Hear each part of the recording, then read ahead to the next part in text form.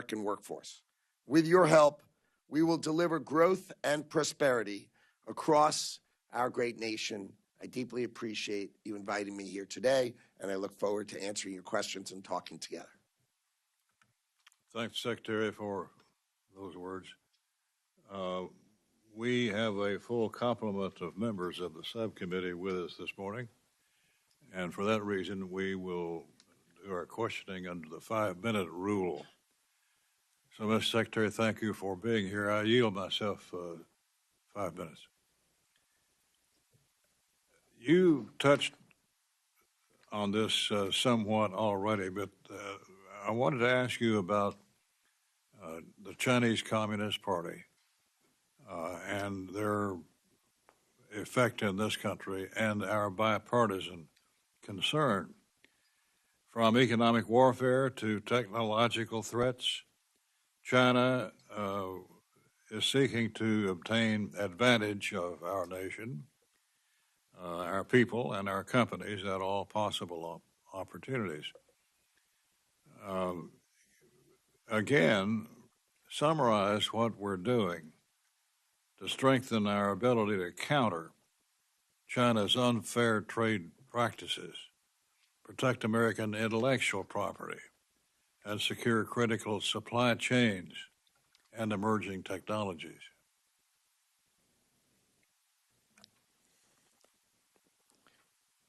The Chinese Communist Party seeks to become the dominant culture of the world, and it uses our knowledge, our innovation, and our entrepreneurial spirit against us. It sends hundreds of thousands of students to train and learn here in order to build up their capacity to grow. They copy our innovations. For example, if you see their airplanes, gosh, they look just like the F-22 because they've copied our models and our systems. They are trying to copy our technology, and in the race for AI supremacy, they are behind us, but they are working with the central government out to get us, right? To beat us so that they will have intellectual superiority over us. There is an AI race, and BIS, our bureau, is at the heart of protecting America, and that's why we've sought an increase in the budget, even though we're decreasing our overall budget. We need to arm the Bureau of Industry and Security to protect us and to help us keep key industries away from the Chinese so that they can't just copy us all the time. The budget request for BIS does not specify any specific initiatives related to increasing oversight of entities posing a threat to U.S. national security.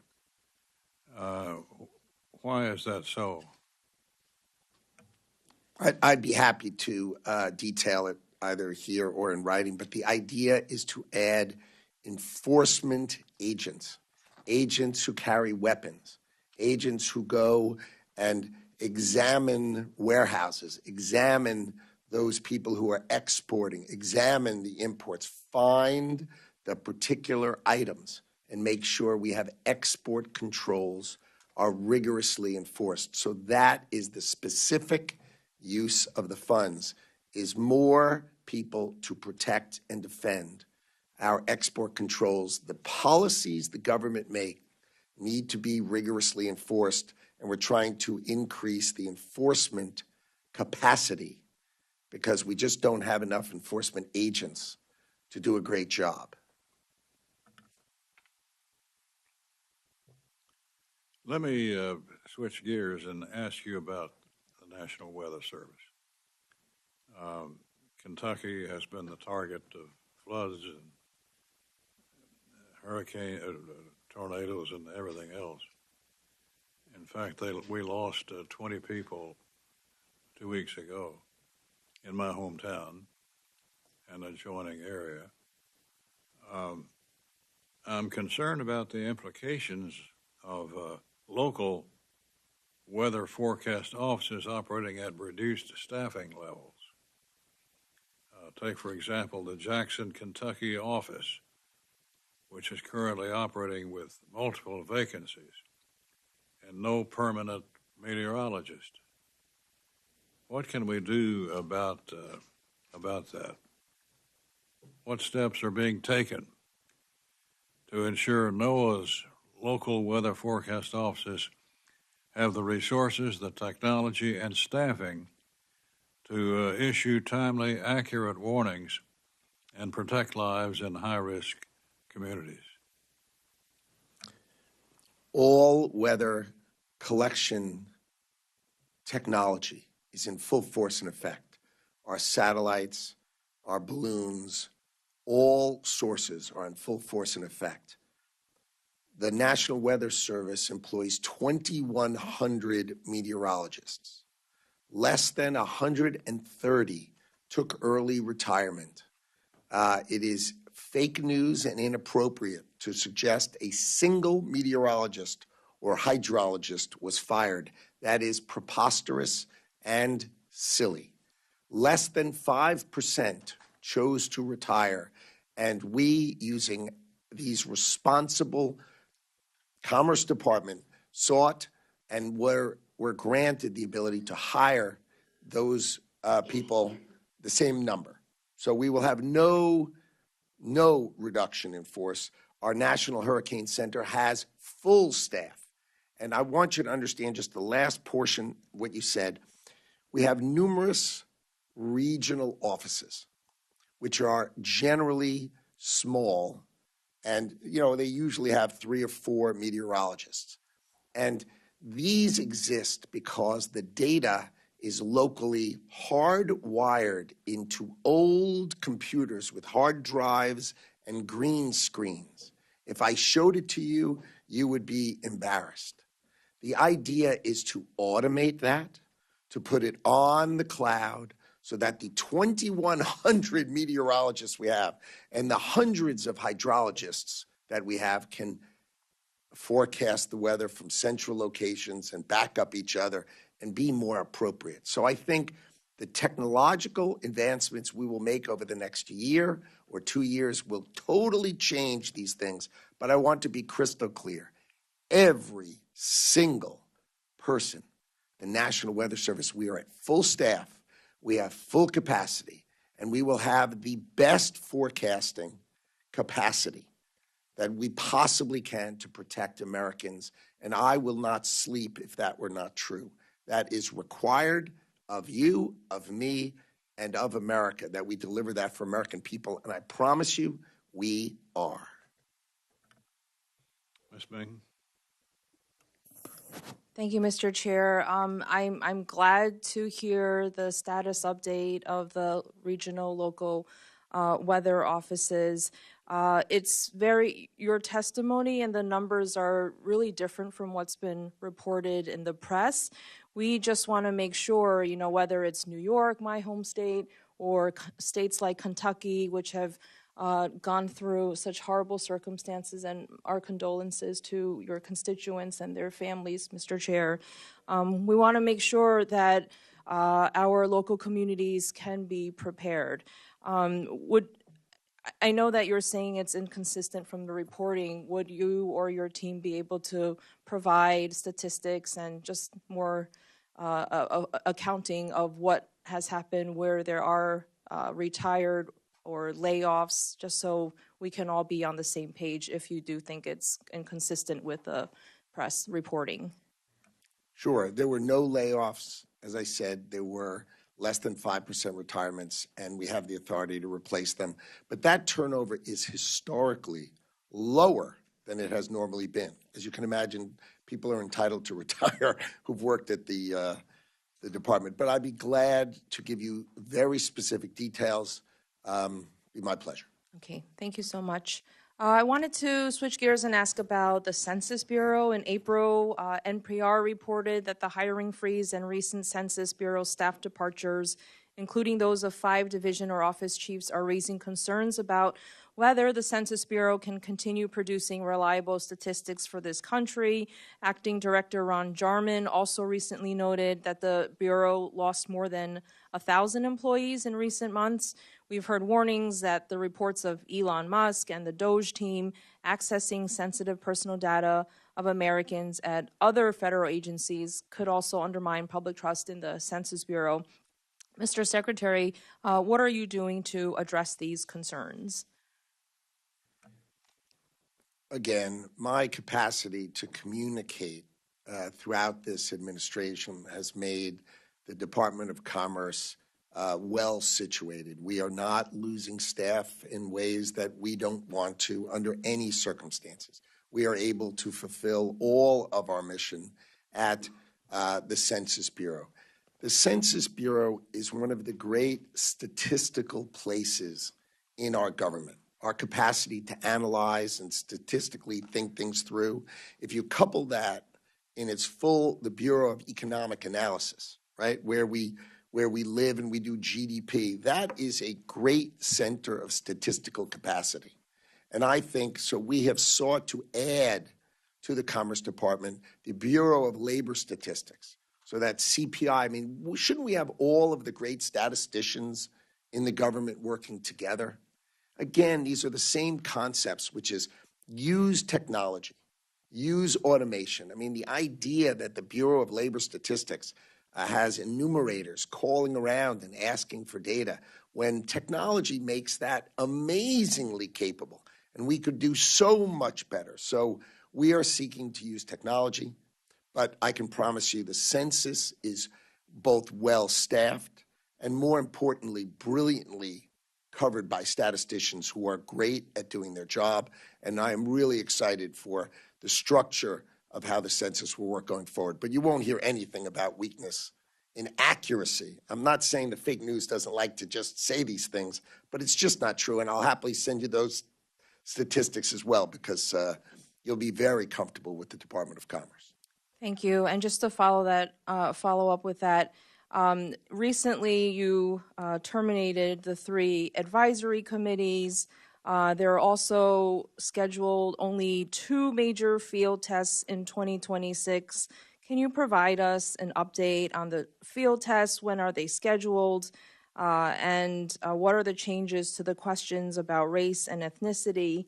And also talk about the advisory committees.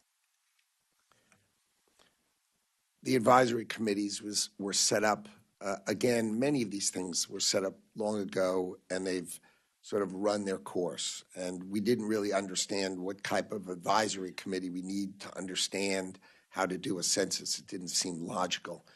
With respect to the questionnaire, we have not considered that as of yet. So we have not spent the time thinking about those topics. The decennial census is quite far away, and we have plenty of time to think about that going forward. Okay. Thank you. I yield back. Judge Carter. I thank you, Mr. Chairman, and welcome, Mr. Secretary.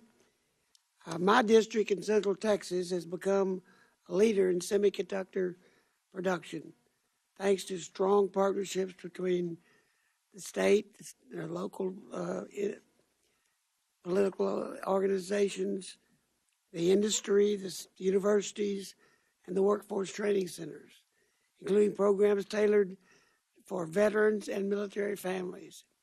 How is the department supporting these types of locally driven efforts?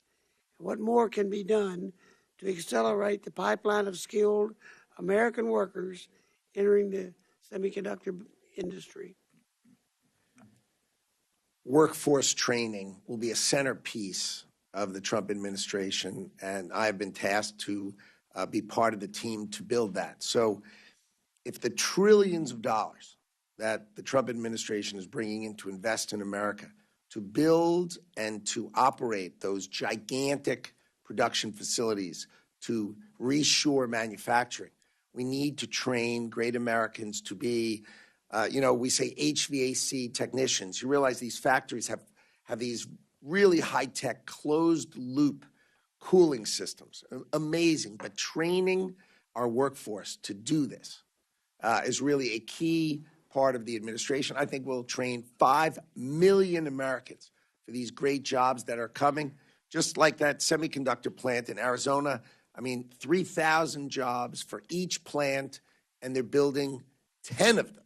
So these are just great jobs coming, and Texas, I know, is going to have a great participation in that, and both you use the schools, and I think it will be an extraordinary outcome for Americans. Well, Samsung's being a good neighbor in my district, and I'm real proud of what they're doing. As a member of the Defense Appropriations Subcommittee, I remain deeply concerned about the national security risk tied to our reliance on foreign-made semiconductor components. What step is the department taking to reduce our dependence on overseas manufacturing, particularly for chips that support critical defense systems? Taiwan produces 90% of the world's wafers, which you then chip apart, and that becomes chips. So the United States has demand for 10 million sort of high-end wafers, and we, with the increase of $100 billion investment that the Trump administration was able to bring in from TSMC, we will get to about 12% production. Woefully inefficient. And I think what you're going to see is the Trump administration is going to be very, very focused on bringing chip production to America and the full supply chain to America. That's going to bring in probably between $500 billion and $1 trillion investment. And you're going to see that across the United States of America. And the Trump administration is very, very focused on trying to get up to 5 million wafers during this administration, which will be a record-breaking speed. But I think it's very important for exactly the topic you raised. Well, that's fantastic. I'm encouraged. We are encouraged by the launch of the United States Investment Accelerator, and appreciate your continued focus on revitalizing American manufacturing. Can you share more about how the rollout of this new office will take shape, and are there any early projects we can expect, particularly those that support the development of critical defense-related semiconductor technology? It has been too slow, the process to build a great factory and a great advanced manufacturing facility in America. Generally, it's taken 3+ years from start to finish.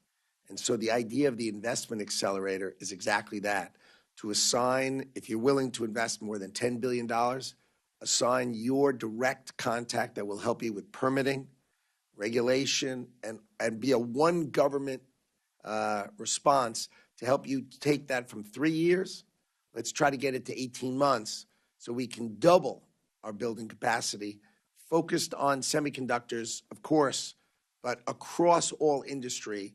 And that's how we've been able to recruit over, just the department itself, over $5 trillion of investment commitment, and that we are taking care of how quickly they can build in America. Fantastic. I yield back. Mr. Ivey. Thank you, Mr. Chairman. Good morning, Mr. Secretary. I wanted to join quickly with the comments from the chair and the ranking member regarding NOAA. And I hear your point about fake news and numbers, but I'll say this. I mean, I have 2 NOAA installations in my district, and headquarters is, I don't know, just a couple miles across the line. And I heard a very different story than what you're saying about people being forced out of there. But I look forward to getting the answers that you provide here. Also saw your comments with respect to Senator Van Hollen yesterday. I look forward to seeing your responses to his questions, too. Wanted to ask you about MBDA, which the ranking member raised as well. During your confirmation hearing on January 29th before the Senate Commerce Committee, Senator Blunt Rochester asked, yes or no, do you support dismantling the MBDA? And you said, I do not. Now, I got the skinny budget numbers here. and it's got EDA and MBDA combined with a cut for $624 million. And in the narrative connected with that, it says that MBDA, the agency, is fully eliminated. So I wanted to ask you what changed and what's the status of MBDA at this point? MBDA is not being fully eliminated. That's inaccurate. We are reducing it to its statutory minimum size, as is appropriate. The problem I see with MBDA... Could I ask you before you move on, what does that mean, statutory minimum size? I mean, it is required by law to be a certain size, and we will have it be a certain size. What size is that? It was 65 people. I think that's less than 10 people. Okay, and why are you doing These are both that? small size. The problem is the GAO gives me a report that says there are 80 other programs and 80 institutions that are so much larger, 10 times larger, that achieve the same outcomes. And we are just too small and too inefficient to do it correctly. So I think we are better served having other programs. I apologize take care because of I've it. got a couple other areas to hit. I'd love to see that GAO report. I want to know what those 80 other entities are because I'm not aware of them. Maybe SBA has an overlap with the MBDA mission, but the other, I don't know what those other ones could be. But I look forward to hearing back from you on that because I think it's an important agency. It's statutory, so it needs to be maintained certainly at some level. And there's a lot of benefit from it. I would also mention the Congressional Black Caucus sent you a letter on this issue and asked for a response by April 18th. I don't think we've received it yet, so I would ask that you provide that response as well. Let me move quickly to quantum technology. This is kind of a quicker point for me, but quantum computing, this chart shows basically funding by governments. China, as you can see, far outpaces the United States.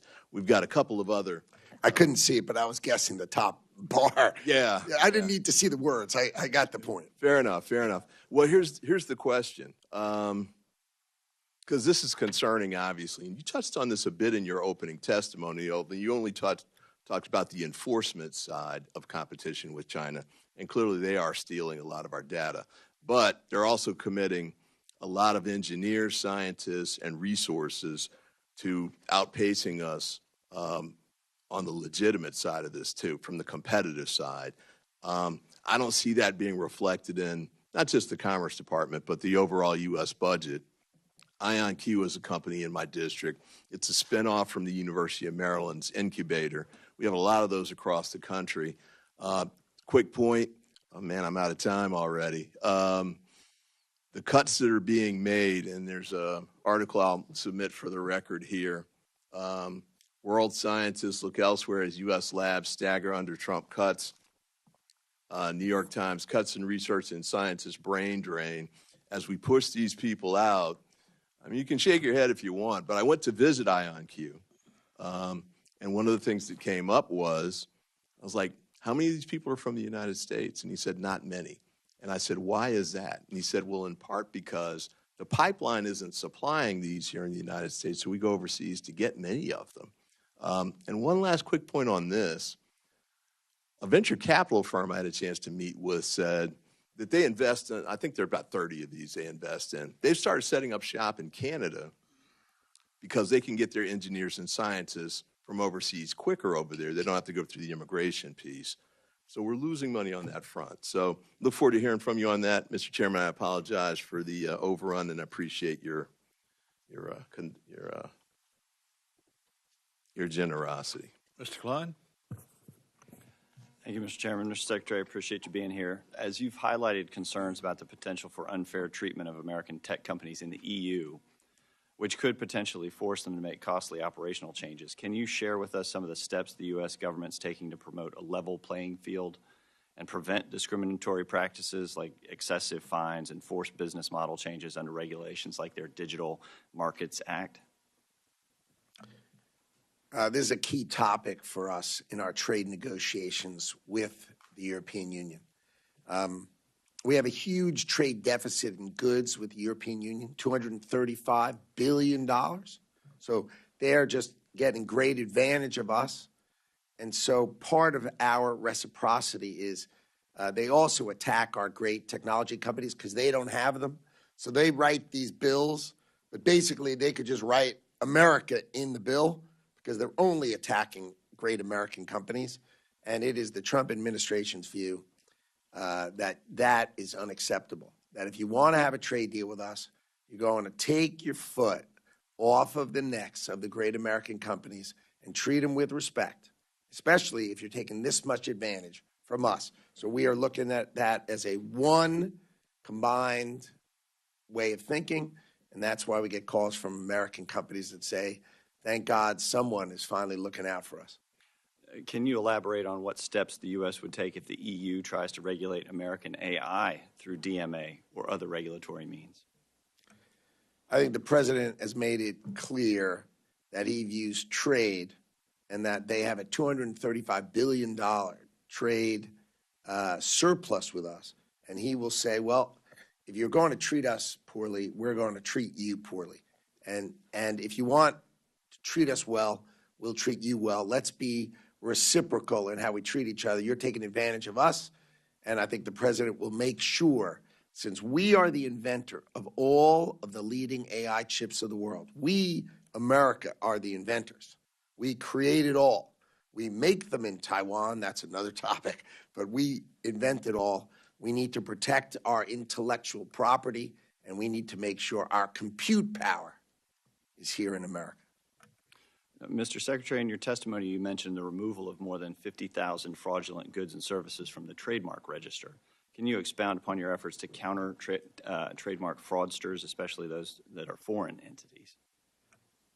What is common is that a great American company puts a trademark out, or even a young American company, and these other companies, and generally China is the leader in it, but they're not exclusively. They then file thousands of trademarks, modifying it slightly all around it and sort of circle you and use our laws against us. And so the idea is for us to bring technology to the patent office, find them all, and get rid of them so that we can protect our American companies' trademarks and make it proper instead of being sort of surrounded by these AI-created trademarks. And that's the technology we're bringing to the patent office. The Commerce Department is going to be so much more technologically capable when we are done with this administration. You won't be able to recognize it as compared to what was there before. Let me ask you about the BEAD program. Yesterday, you told our Senate colleagues that states must choose the cheapest option under the BEAD program. Under the previous administration, we know mismanagement and misguided attempts at policy outcomes like rate regulation significantly slowed the implementation of that program. Can you comment as to what steps you're taking to deliver on what the previous president was unable to do, and can you clarify how you define cheapest option? Sure. The Congress authorized broadband access to across America. And I want to make sure we get the benefit of the bargain, which means there's three ways you can do it. You can do it by fiber. You can do it by what's called fixed wireless, like Wi-Fi, we all understand. And, of course, there's satellite. Whichever is the most efficient option to get somebody broadband, that should be the only rule. Let's have the outcome be the determiner. And if it's a tie, then, of course, we don't care at all which one you pick. But don't run fiber. They had proposals where they were running $100,000 fiber to a house that was appraised at $100,000. That's silly. So whichever is reasonable. So what we've asked all the states to do is rebid just with reasonable technology, and then we'll get the money out the door. In the calendar year 2025, the Biden administration had 30 months, and they got zero out the door. So that's the difference between the Trump administration and the Biden administration. We will get the money out the door. Thank you for keeping the taxpayers in mind. Appreciate it. Yield back. Mr. Briley. Thank you, Mr. Chairman, for calling us together, and thank you, Mr. Secretary. Also, as a fellow New Yorker, I congratulate you on your appointment. You mentioned earlier the mission of the U.S. Commerce Department. You said nothing will take away from our mission. How would you, in a sentence, describe the mission of the Commerce Department? to protect, to defend, and to enhance business in the United States of America. And the mission, according to the Commerce Department, is to create the conditions for economic growth and opportunities for all communities. Would you agree with that definition as well? Sounds excellent. Okay, great. And I apologize, 5 minutes is so little time. We could have a much longer conversation. I hope we will have the opportunity to do that.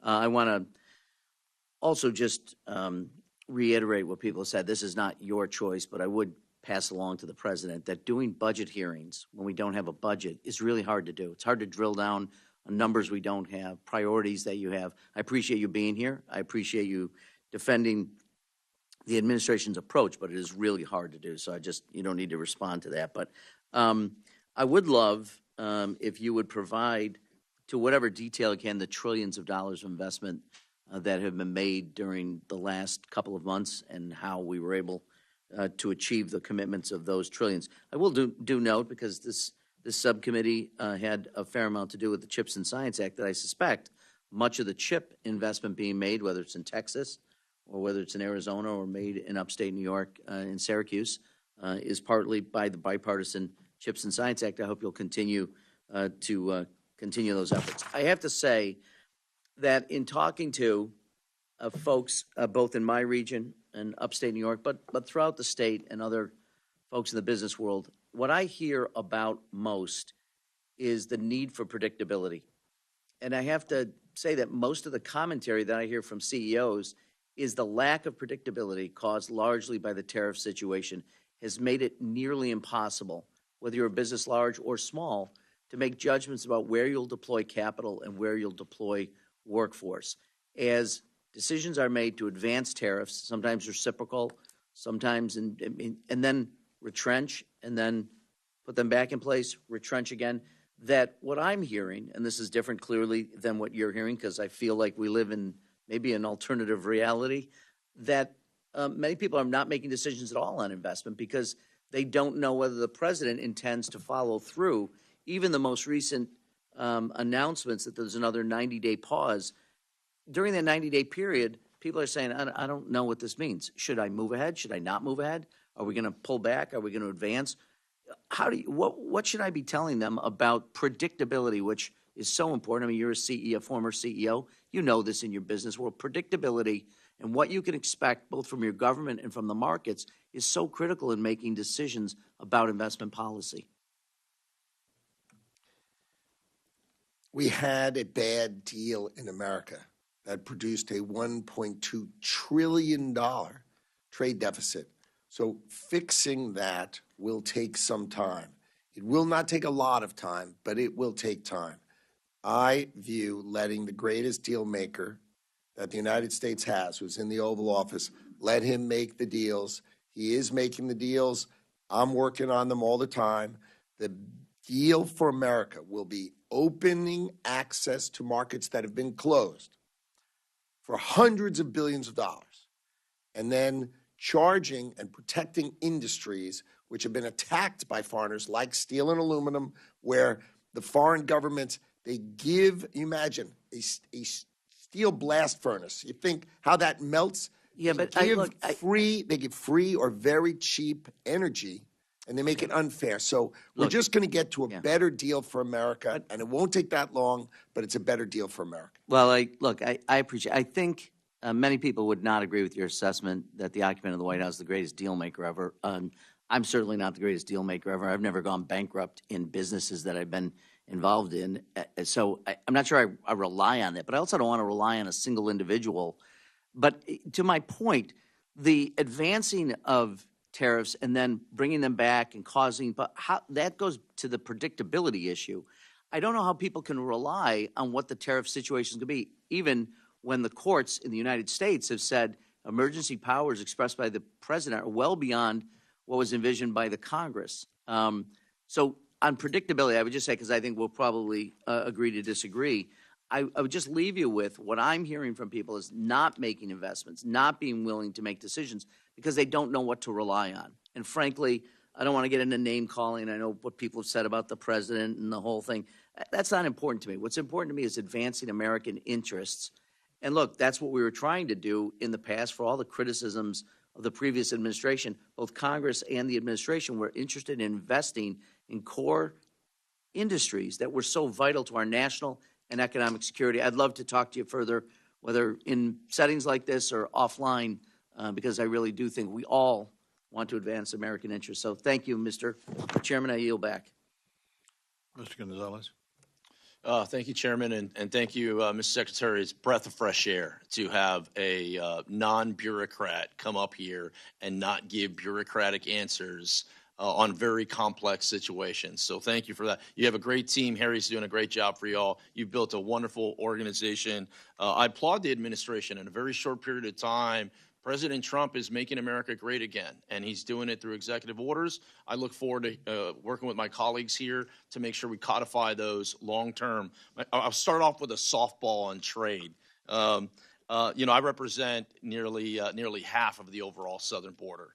I appreciate the work the administration is doing to ensure our foreign partners are aligned in the same direction when it comes to strengthening our economic and national security alliances. In particular, communities in my district, which spans over 800 miles, are dependent on strong, reliable partnerships with Mexico and our Latin American countries to strengthen national security, public safety, and promote economic prosperity. How can we leverage the relationship between U.S. and Mexico to strengthen our North America footprint to compete against our foreign adversaries like China? Mexico is a huge trading partner of America. What has happened is NAFTA allowed, corporate chieftains to take their factories out of Michigan and out of Ohio and move it to where there's cheaper labor. So they attacked American workers for the benefit of corporate profits. Now, Mexico has amazing assets. They've got great energy. They've got great people. So the idea is let's figure out together with Mexico the businesses that they should be in.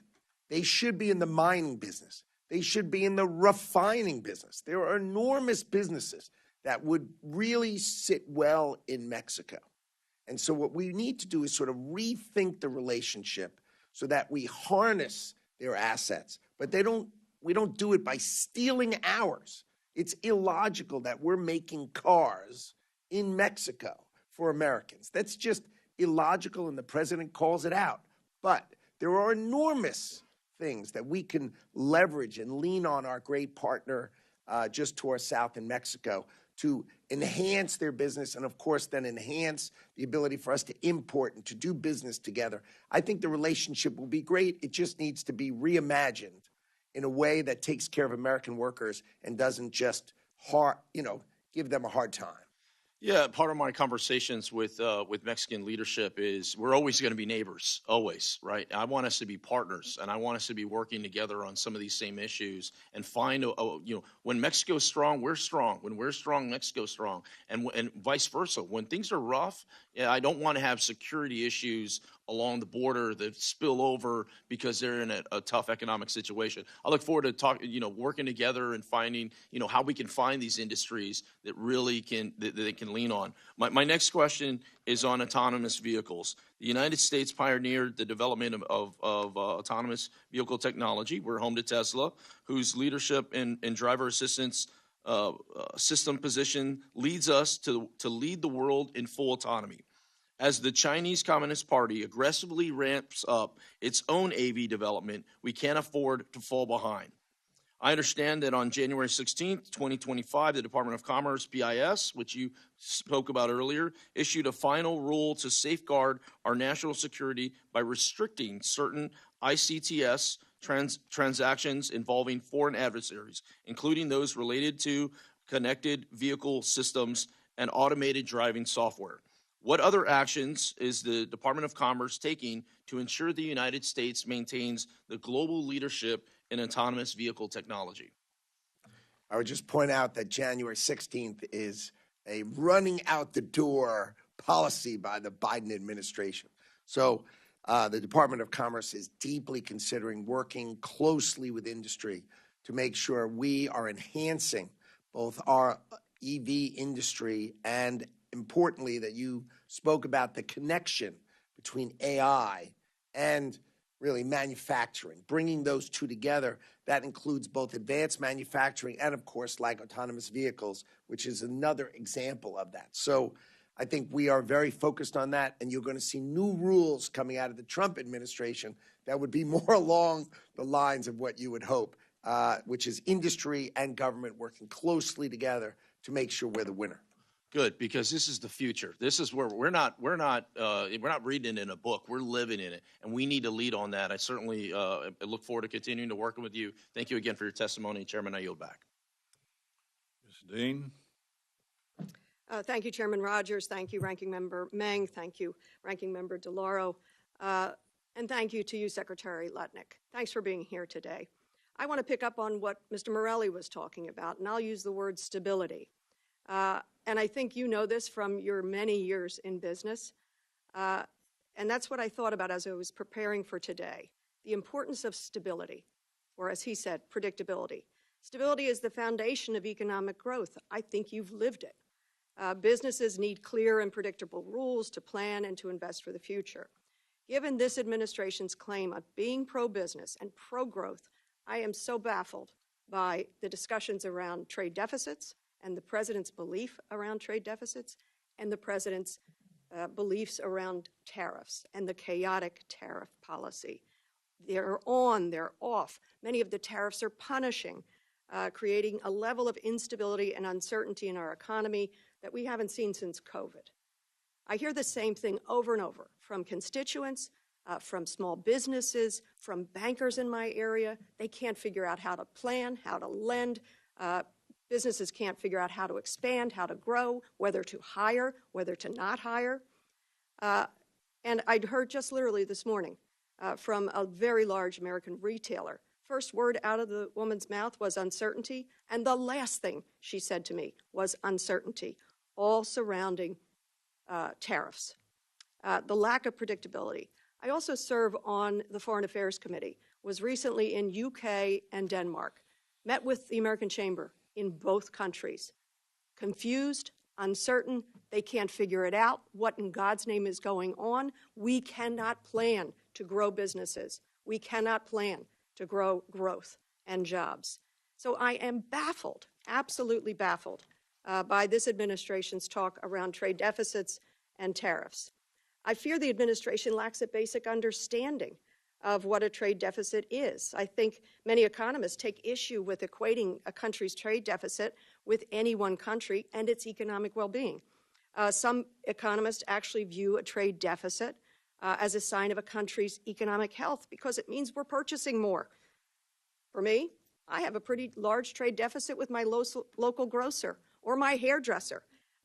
It's a good thing. It means I have money enough to get my hair done once in a while and to keep food on the table. It tells nothing about my overall financial position. Do you know when this country actually had a trade surplus, Secretary?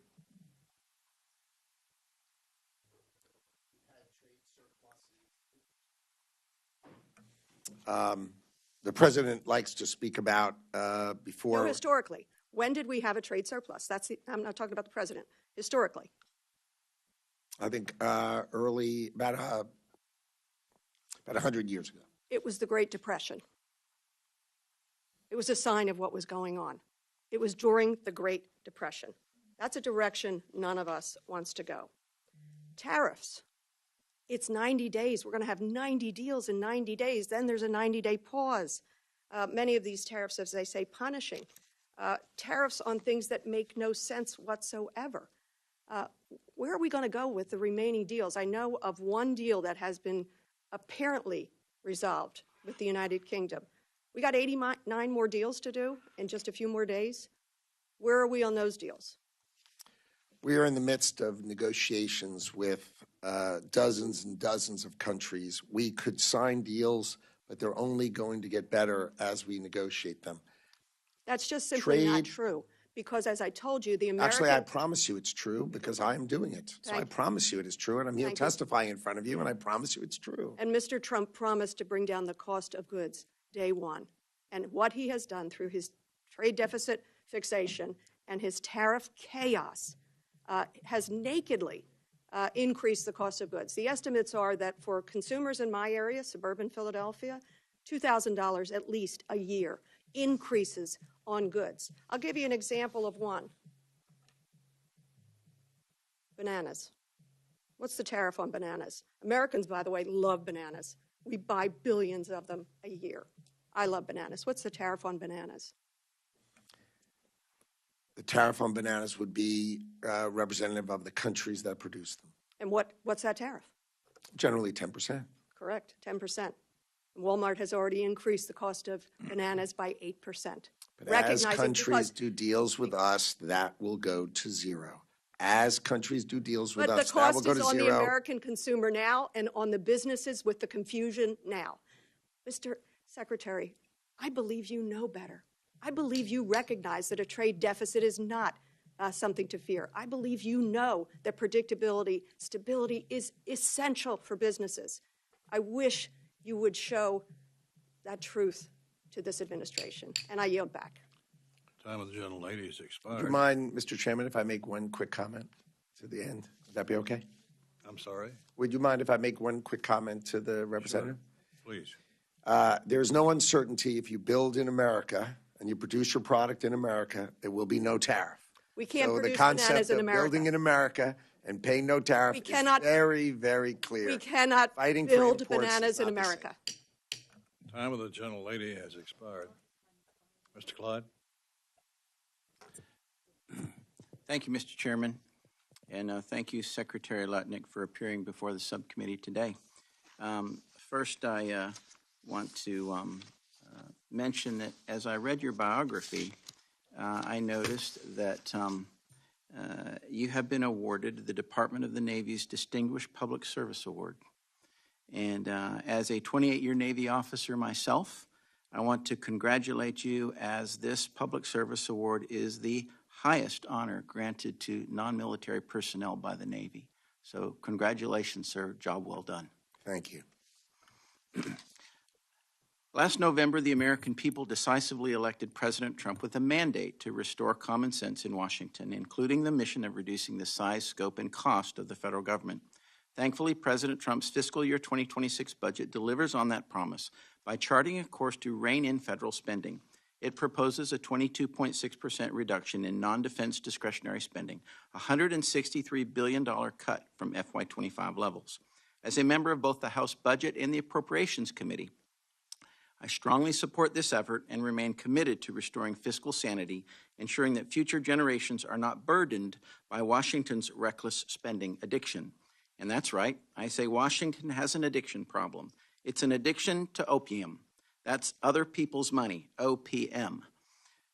Washington needs to go to rehab for this spending addiction, and I was encouraged to see that your budget request reduces the Department of Commerce's footprint by $1.75 billion, a 17% decrease from the FY25 enacted level. And your proposal rightly eliminates duplicative programs within the Economic Development Administration and the Minority Business Development Agency, and curtails over $1 billion in federal dollars that the Biden-Harris administration funneled into radical climate initiatives, research, and grant programs. So thank you for that. The Department of Commerce's budget request also includes a historic investment in the Bureau of Industry and Security. Now, that bureau is also responsible for a rule issued in April of 2024, an interim final rule, which makes permanent the pause on firearm export licenses, severely restricting U.S. manufacturers from exporting firearms, ammunition, and components. This rule shortens license durations from 4 years to 1 and requires case-by-case approval. It also revoked around 2,000 previously approved export licenses, forcing companies to reapply. So, Mr. Secretary, does the Department of Commerce have any plans to rescind this Biden administration interim final rule? How are you going to handle that? Yes, we're looking into it now, and I find that inconsistent with our views. So we're examining it now, and you should expect us to comment on it shortly. Thank you. Thank you very much. I encourage you in every way to rescind that rule. I think it's very, very damaging to the firearms industry, and I think that, that's a very important industry in this country because it has to deal with our constitutional rights. Now, I'd also like to address the tariffs and give you an opportunity to talk about that. For far too long, the U.S. has been disadvantaged by countries across the globe due to unfair trade practices. These longstanding trade imbalances have led to the offshoring of manufacturing and have undermined critical supply chains, which have resulted in some of our defense industrial base becoming dependent on foreign adversaries. Ultimately, the status quo trading system that we currently have has failed our workforce, threatened our national security, and left small-town America behind. Thankfully, President Trump is bringing countries across the globe to the negotiating table, ensuring that our economic policies remain America first and ensuring everyday America workers and families do not continue to be disadvantaged. Can you speak to your role and that of the department in the trade negotiation process, and could you highlight the successful trade agreement that was previously mentioned with the United Kingdom that President Trump recently secured? My role is to assist in opening markets for our ranchers, for our farmers, and for our manufacturers so they can sell their goods in markets that were always precluded from our manufacturers and our farmers having access. That's number one. And number two, to break open the barriers that these countries put up to keep us out even without tariffs. So if we break them down and we open those markets, America will flourish. Remember, $1.2 trillion of us buying from them means 4% of our GDP, the largest country in the world, we're giving to other countries. If we had that domestically produced, our growth rate would be 6%. Our deficit would go away by math, and we would be the winner in the world. And that's what the president's all about. Well, thank you, Mr. Secretary. It's nice to see a successful businessman in charge of the Department of Commerce. And with that, I yield back. Thank you. Mr. Mervin. Thank you, Mr. Chairman. Mr. Secretary, it's a pleasure. I represent Northwest Indiana, the top steel producing capital within the nation. With that, giving credit where credit's due, Section 232 helped our steel industry, our steel workers, and also our trades in the first administration. Now, as we go through this... So they're happy, right? Your constituents are happy. The market goes up and down, as you well know, in the steel industry. No, they were happy with Section 232. That's why I said I give credit where credit's due. Thank you. Yes, sir. So my underlying question is, ultimately, we want to make sure we have a level playing field and capacity in foreign countries such as China. They subsidize their steel. They flood the market. Then my steel workers and people within my community lose their jobs. I'm going to give you an opportunity to talk about the 50% steel tariffs that are in place now.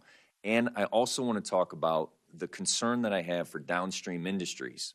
Specifically, you had talked about in many different areas reshoring domestic manufacturing. I am on board and have advocated for reshoring domestic manufacturing. The time it takes to invest those trillions of dollars and build up for capacity to build, as you had mentioned, cars are being built in Mexico for America. How are we going to invest, or how are you, one, the impact of the 50% tariffs, if you could discuss that with me, and then how is it affecting downstream industries, and what is the plan to make sure that those individuals who work in those plants that are downstream of the steel industries are going to be protected? So foreign countries subsidize the power, which is the biggest cost. Energy. And so China can produce steel at $450 a metric ton.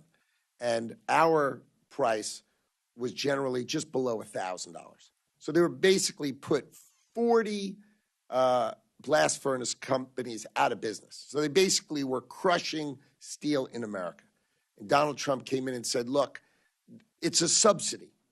So we put on 25%, and that moved the price up to about $900. And then it started to drift down because the Chinese are producing it at $450 because they don't pay for power. Right. And so the president said, I've got to protect domestic steel because his view is you can't fight a war unless you can make steel. You can't fight a war unless you can make aluminum. And the steel workers and aluminum workers of America are happy because they're being protected. Their reasonable price point is where we are right now, which is just below $1,000 a metric ton.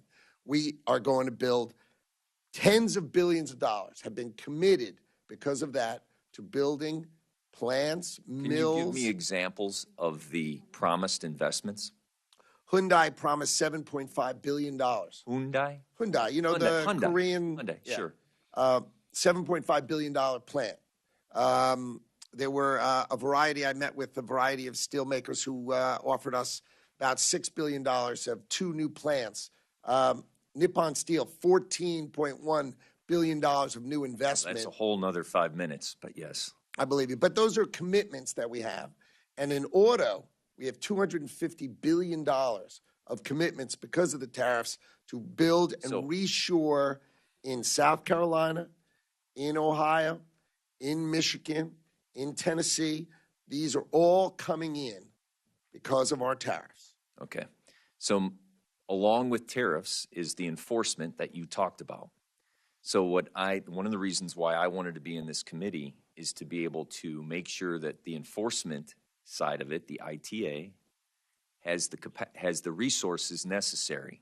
Are you here making a commitment that there won't be cuts to the ITA that will reduce the resources that they need to make sure that the enforcement of the products that are coming into our country, that we could track that?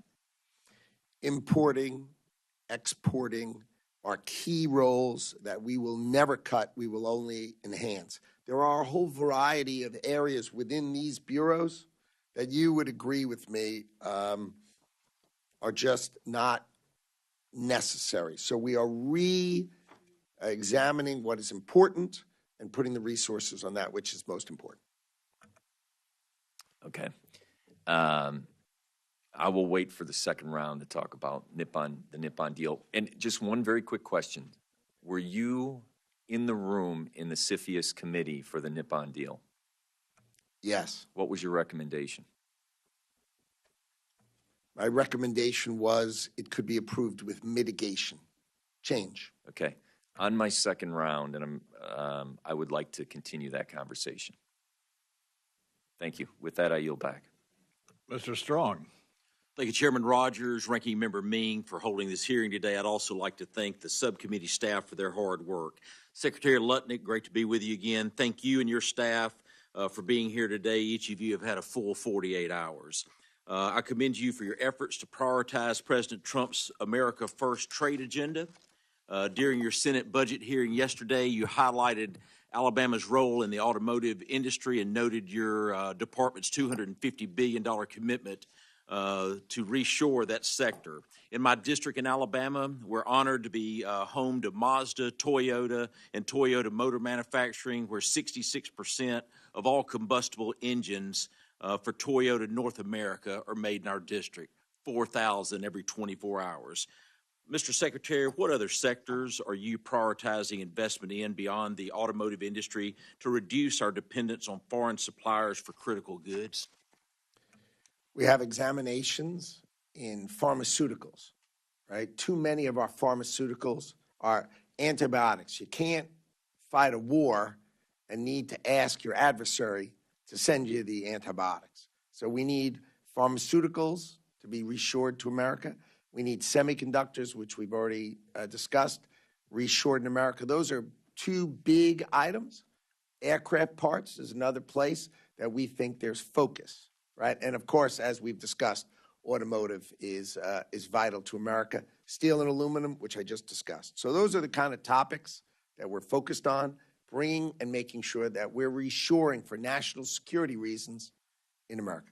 Thank you, Secretary Lutnick. My home, Alabama's 5th Congressional District, has over 400 companies developing and deploying technologies with various national defense, space exploration, and homeland security applications. Your budget request includes a 60% increase in funding for the Bureau of Industry and Security. How does your department plan to utilize this funding to protect and bolster domestic companies, and how would this funding be used to improve our economic competitiveness and national security? Export controls making sure that our adversaries don't get our best equipment, our most cutting-edge ideas. So if we don't have enough agents, we have 2 agents in China. That is just, come on. So we just need more agents to protect and defend our policies, and that is what the request is for. Let's grow our agents in the field to enforce the policies that we make at home. Totally agree, and that leads to my next question. We're seeing increased sophistication from bad actors to circumvent U.S. trade laws. China is producing goods domestically and routing them through other countries to avoid the Made in China label. Your department has asked for funds to address unbalanced trade through increased anti-dumping and countervailing duty investigation. How will this funding help combat China's circumvention of American tariffs, and what tools or technologies are you leveraging? Unfortunately, it's not just China. There are numerous countries whose governments subsidize their industries and therefore create an uncompetitive environment, and then they basically at below cost try to export to America, which creates our trade deficit. So we have anti-dumping, countervailing duties. That's the idea. We need to study them and we need to enforce them, and that is a key role of the Department of Commerce, and we need to augment that, and we need to defend it for exactly the point that these, for example, steel and aluminum, they're crushing our industry, trying to put us out of that business. What I loved is that the UK had 1 blast furnace left. They sold it to the Chinese, and the Chinese then got all their customers and shut it. And then they have no steel industry. That's it. Secretary Lutnick, in 2024, the Census Bureau selected Huntsville, Alabama as one of 6 cities to participate in the 2026 census test run. The 2026 test is an opportunity for the census to refine its operations in a city like Huntsville, which is experiencing fast population growth, making it harder to accurately count. Secretary Lutnick, what will you do to commit to advocating for full funding this year and next to carry out this 2026 testing program, including the Huntsville site? And will you provide a clear timeline to the states so they can begin preparation without delay? And also your thoughts about consistency from state to state, not allowing non-U.S. citizens to be counted in the United States Census. Consistency makes sense. Commitment to doing the absolute best statistical analysis of the census is easy for me to commit to.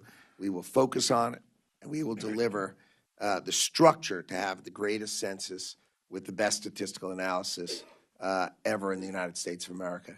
And that's what you're going to get from the Department of Commerce. Mr. Secretary, thank you for bringing it home to America. Mr. Chairman, I yield back. Mr. Laurel. Thanks very much, Mr. Chairman. My apologies. There are a lot of appropriations, markups, and hearings today, so I apologize for being late. And with that, I would like to ask unanimous consent to put my opening remarks in the record. Thank you. And good morning to you all. It's good afternoon now, Mr. Secretary. Let me just follow up on something that my colleague, Mr. Mervan, was asking about, and that was the International Trade Administration, which helps to increase our exports of American products and services, protects American producers against trade cheating by China and others. I think it's important to note to my colleague, Mr. Mervan, that there has been almost a 30% cut to the ITA, $183 million. That's for below what was proposed for 2025. So it was going to cost American jobs, decimates ITA's U.S. commercial service, operates out of U.S. export assistance centers and U.S. embassies abroad, works to maintain and increase the exports of U.S. products and services. So the agency, which is meant to protect, if you will, our exporters, et cetera, and is now being decimated. I think one has to look at what has been cut. There's the MEP program that I believe has been eliminated. One needs to go carefully through each of these areas and get a sense of, in fact, what is being cut back And, you know, facts are funny. You got to deal with the details and with the facts. You just can't speak about it and make general statements.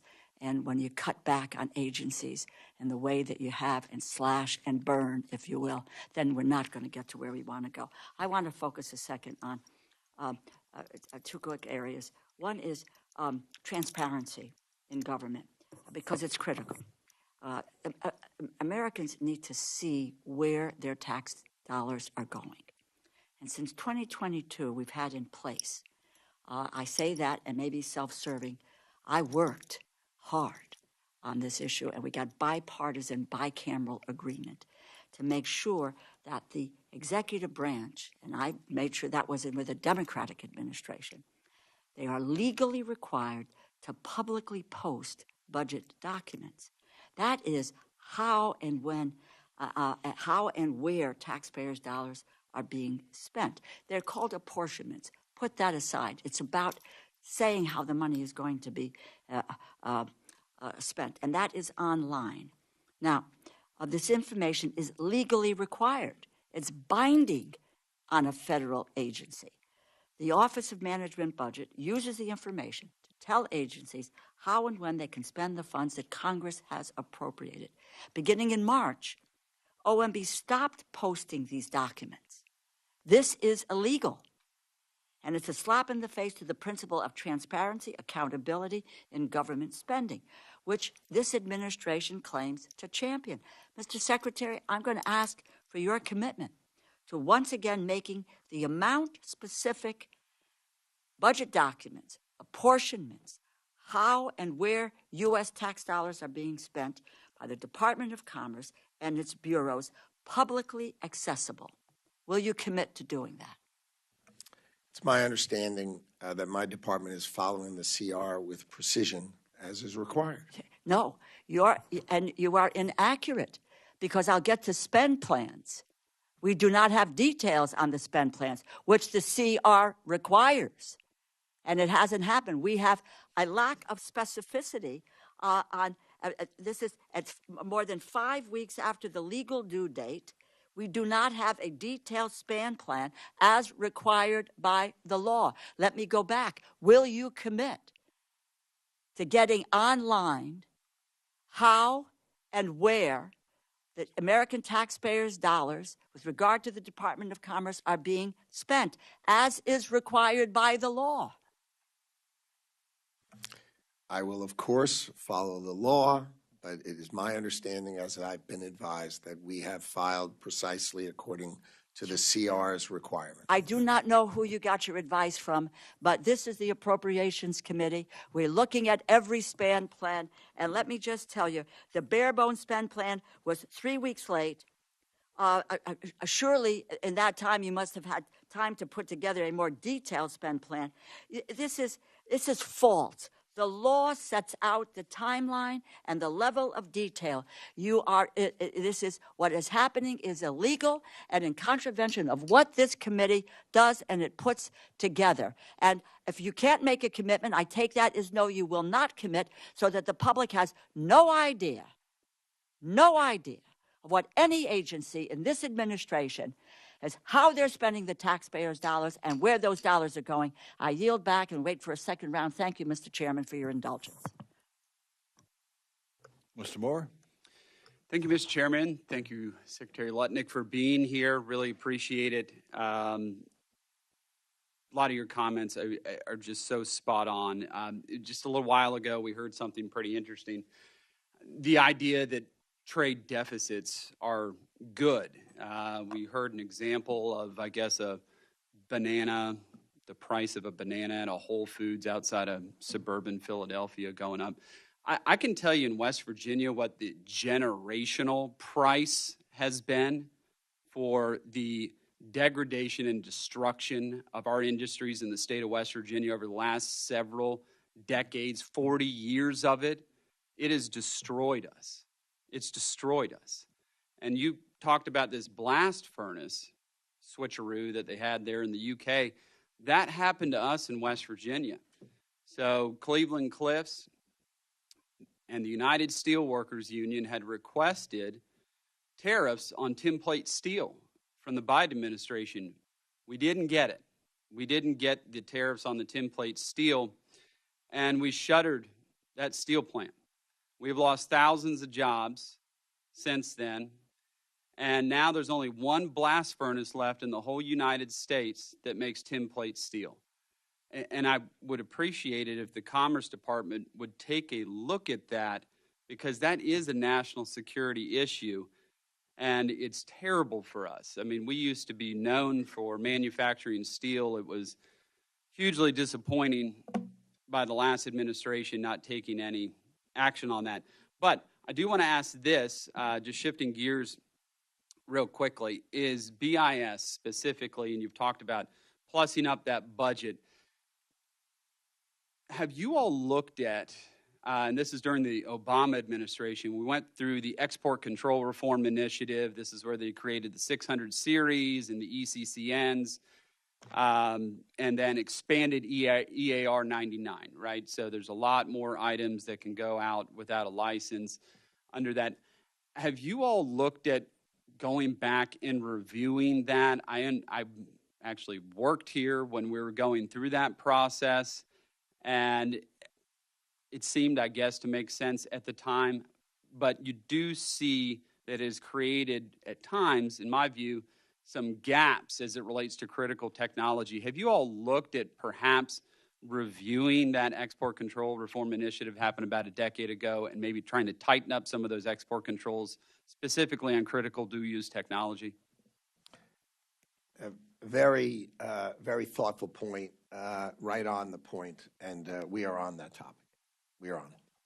Yeah, it occurs to me, particularly when we created the 600 series, which is essentially like a United States Munitions Light series within the Department of Commerce under BIS. This is how some of our defense technology gets out there. And it's very disappointing. Obviously, this is not the idea, is that, we wanted to increase export capacity for defense manufacturers and others out there, but specifically around some of this off-the-shelf technology, EAR 99 items that are getting exported, I would really like if you all would take a look at this and the way this was set up back then and trying to tighten those controls. BIS is, really the last stop in protecting our technology. Could you talk, though, just briefly, you talked about the steel industry. Could you talk about, from a national security standpoint, why it is so important? You touched on it a little bit, but why it is so important to the national security of the United States to have a vibrant steel industry? You cannot fight a war unless you can make the munitions, period. You can't make a missile without steel, aluminum. You can't produce anything in defense without steel and aluminum. You must have a domestic industry. The president has made it crystal clear, and I think it is obvious when I say it. And we need to protect it, just like you said in West Virginia. They didn't protect you, and you lost the business. That cannot continue, and the Trump administration will not allow it to continue. Yeah, and then they just raised the price of tinplate steel right after they acquired it. So, of course, after they crushed it. Last real quick question. One issue that I'm concerned about is transformers in this country, which we don't have a great domestic capacity in terms of manufacturing. There's actually one manufacturer of electrical steel in the United States right now, and one, maybe a couple, that can actually manufacture transformers. Myself and others in the Steel Caucus, a few of us sent a letter, obviously not your department, but asking for Defense Production Act to be invoked around that. Is this something that your department's looking at all as it relates to transformers? We are now. Okay. That's a great answer, and with that, I yield back. Thank you. Thank the gentleman. Ms. Secretary, the results are in. You're a hit. They won an encore performance.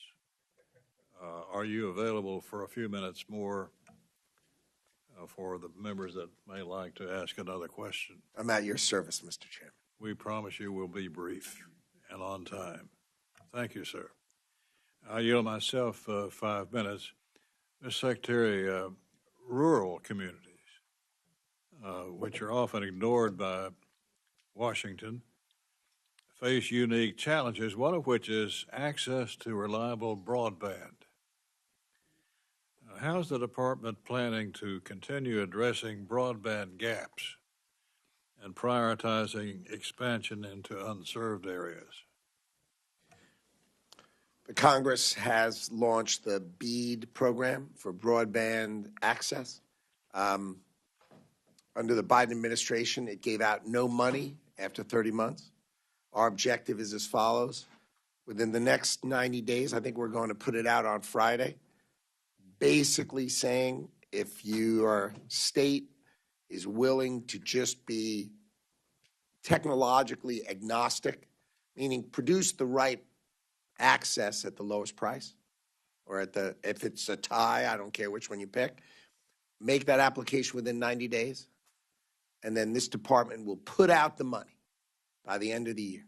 So we will go from not having given any money under the Biden administration to having the full program funded and distributed, provided they're technologically agnostic.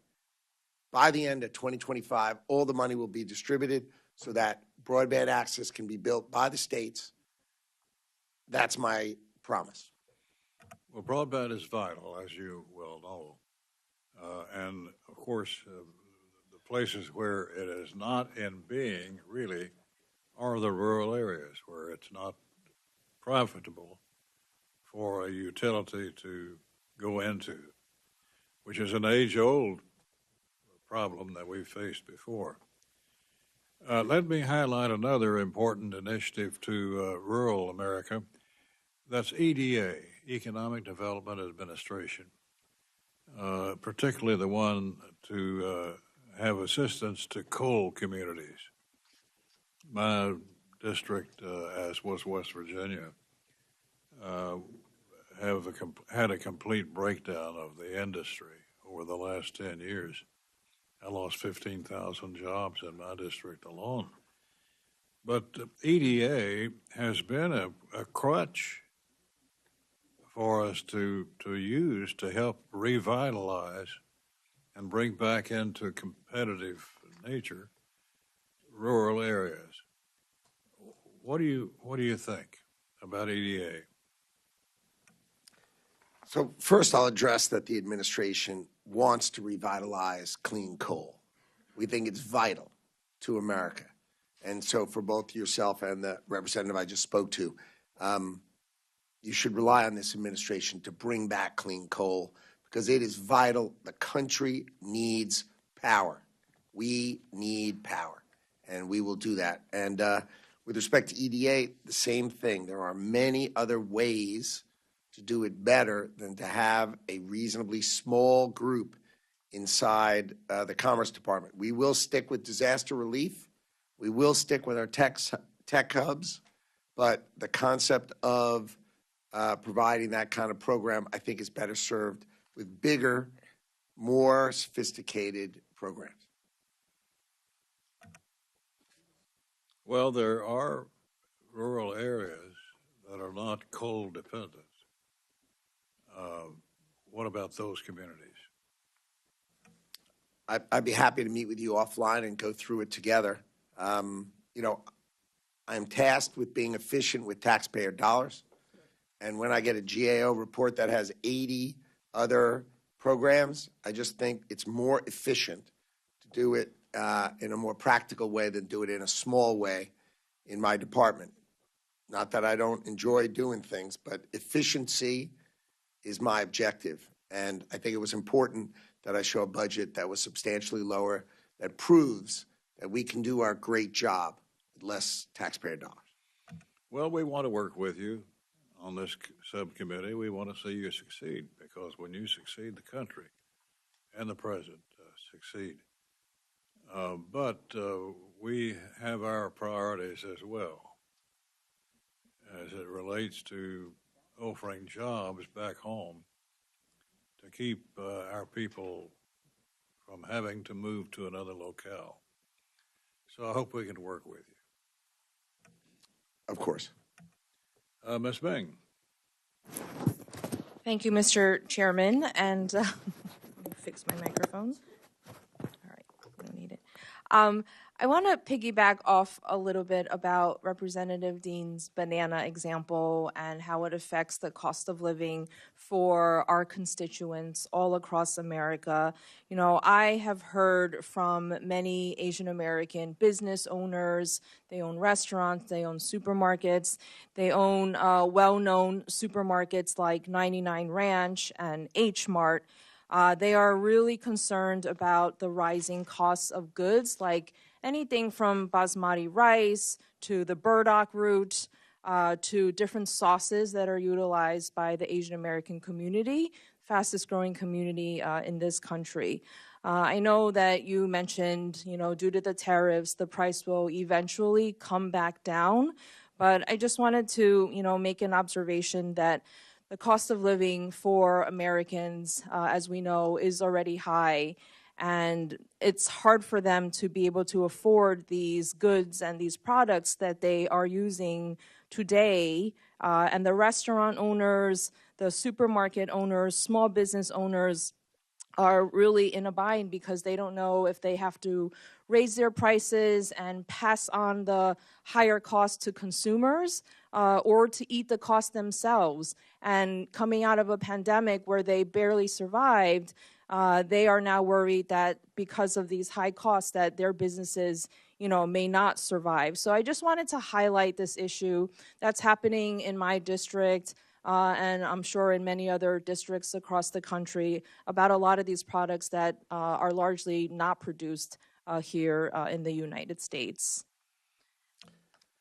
The inflation under the Biden administration was very, very difficult and created a very difficult time for Americans across the country. Well, the prices have gone up recently, starting this year. Fortunately, inflation, as the last numbers were very low, in the low twos, and back to toward the level that the Fed says is their long-term goal. So that's very promising. But I will tell you, in our trade deals, our expectation is for unavailable natural resources, a banana, right, other spices and the roots, the things you've suggested, your expectation should be there will not be a tariff.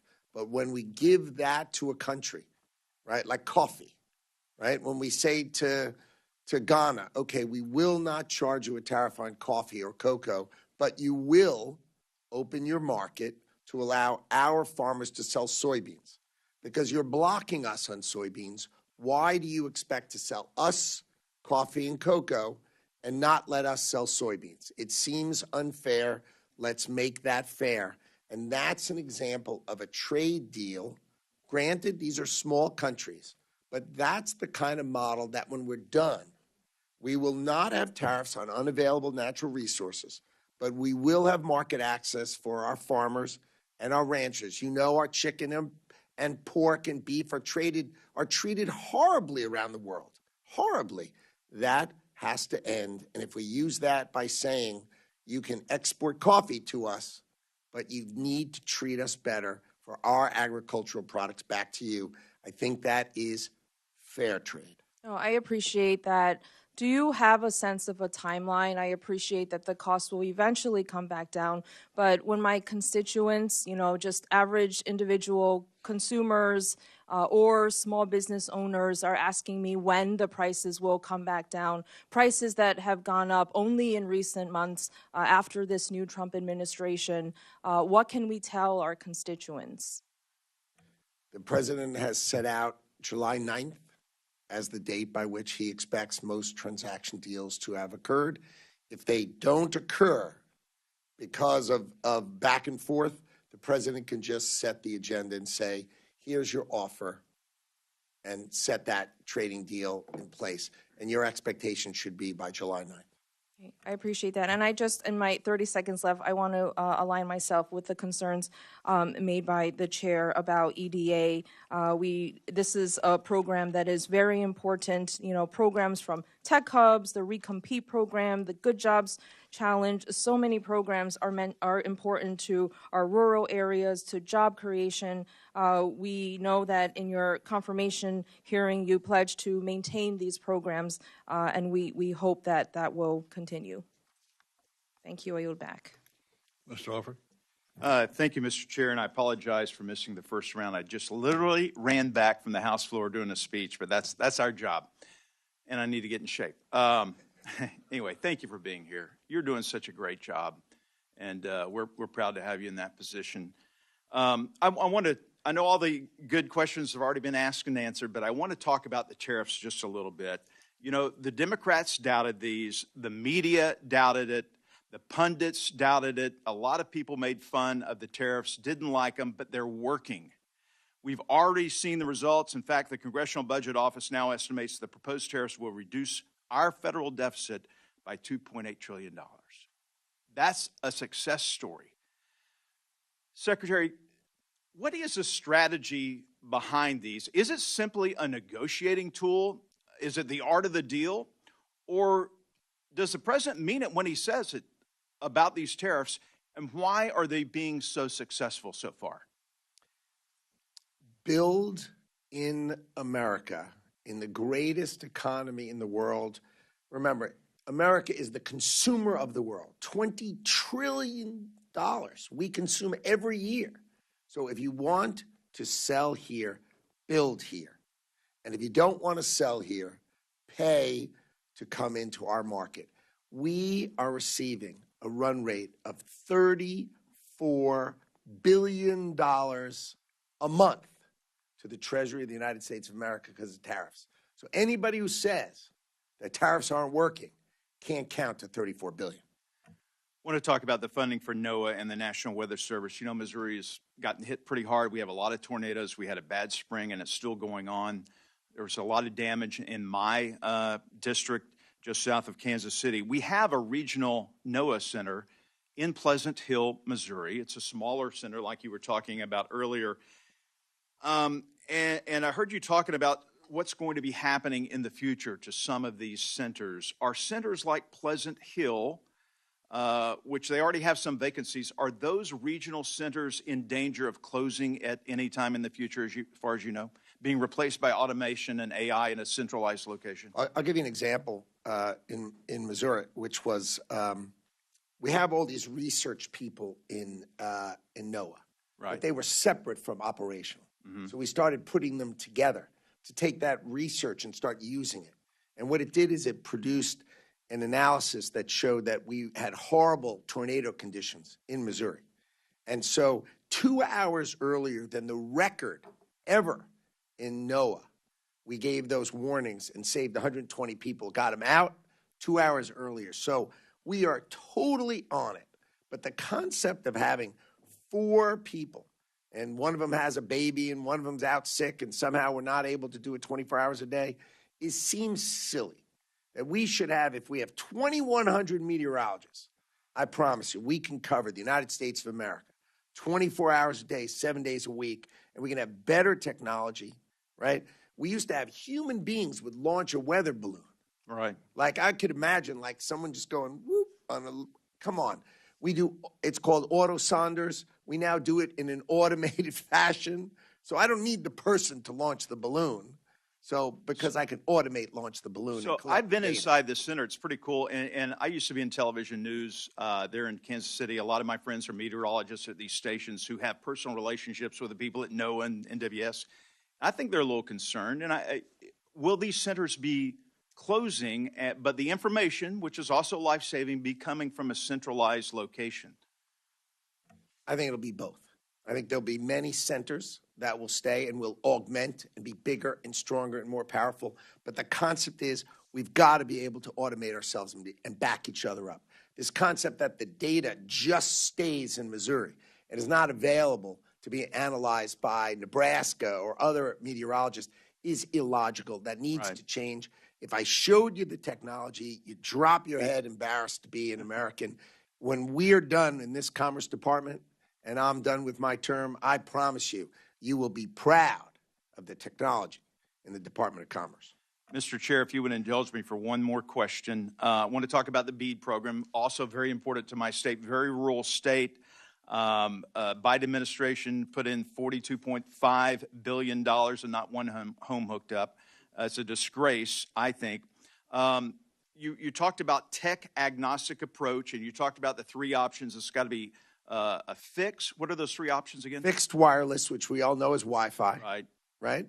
Fiber, laying cable, or satellite. Any of those three serve broadband, and we should be agnostic to which one. So some of the folks in my district and state are concerned that we want to get everyone hooked up, and it's got to be the right system. Satellite is not going to work all over Missouri. So we're going to get the system that actually works, right, for our money. All right. Yes. I hear the light tap of the chairman. It's the gavel. I will yield back.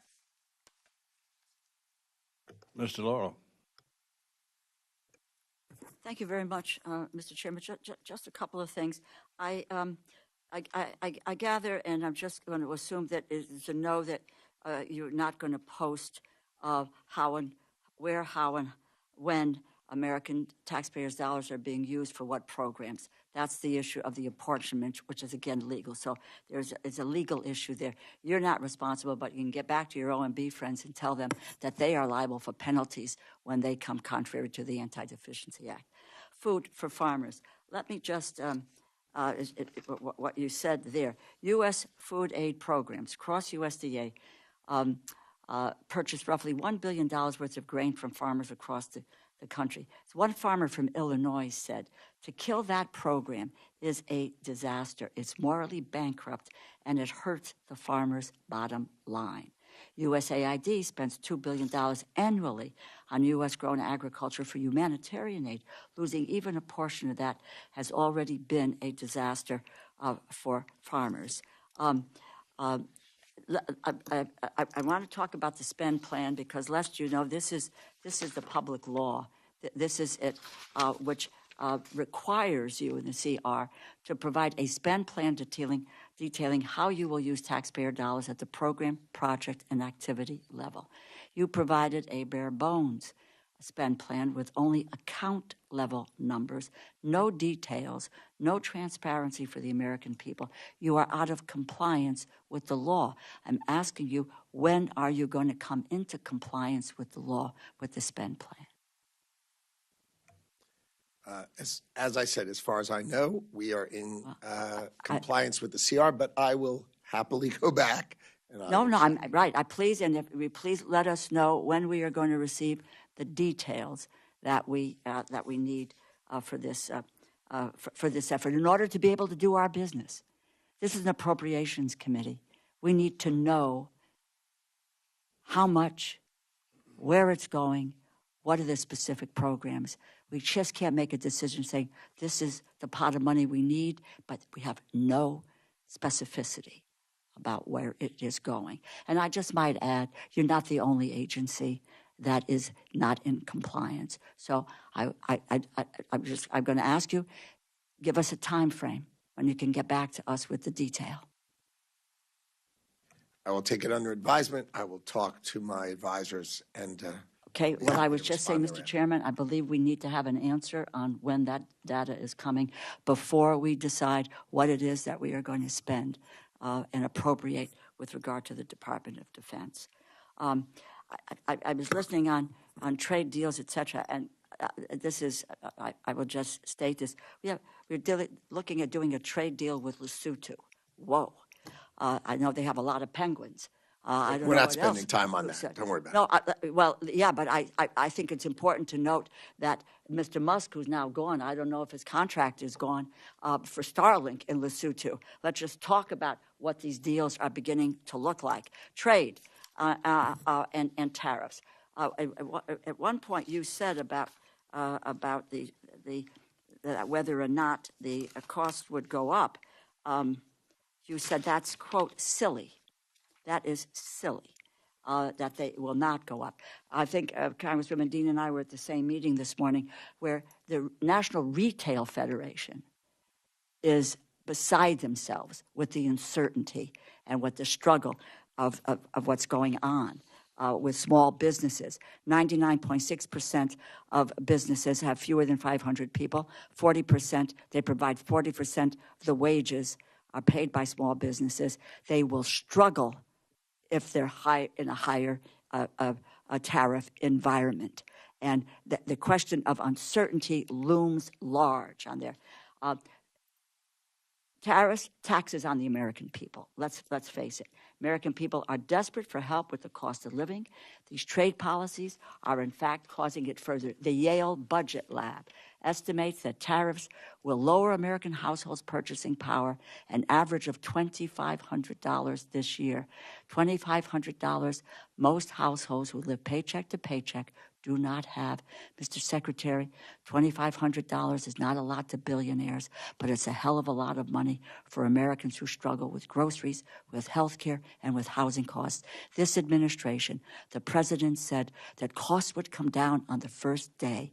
What the administration is doing is making it worse, and the level of uncertainty is providing chaos. It harms our economy, it jeopardizes small business, and it stifles the investment that creates jobs. We need to know what you're doing, how you're doing it. I thank the chairman again, but it can't be, you know, God's in his heaven, all's right with the world. You need to face the facts and be truthful about what's happening with the trade policies and other areas that this administration is engaged in. Thank you, Mr. Chairman. I disagree. I'm sure you do. Mr. Strong. Secretary Lutnick, Huntsville, Alabama is home to the National Weather Service Forecast Office. Could you elaborate on your plans to deploy an experimental AI-based forecast system? Sure. The way we've been doing it is we've been taking data in and doing it consistently over the last 20 years. AI systems can then take the weather patterns of the world, examine how they respond to each other, and do much better and be much more efficient, much faster, and much more learned. So we're going to take research, technology, and the enormous amounts of data that we collect, and we continue to collect, and we are only going to continue to collect more going forward. And we will just become much, much better at forecasting dangerous conditions to protect Americans. We definitely know about those dangerous conditions, and we've seen it in the last couple of weeks across the Southeast. How can we work with you to ensure that my district's existing expertise and capabilities are leveraged to support and collaborate with you during this significant effort? I look forward to meeting with you offline. I'd be glad to go through that and help you do it together. Sounds great to me. Thank you. Recent reports by NOAA and other federal agencies have highlighted significant concerns regarding China's distant water fishing fleet. Notably, in September of 2024, NOAA denied U.S. port privileges to certain Chinese flag longline vessels due to their involvement in illegal, unreported, and unregulated IUU fishing activity. Mr. Secretary, given these recent developments, what specific measures is the Department of Commerce implementing to enforce trade restrictions against Chinese food products linked to IUU fishing? Under the Biden administration, we were not even allowing our fishermen to use our 200 miles of exclusive fishing zone for ourselves.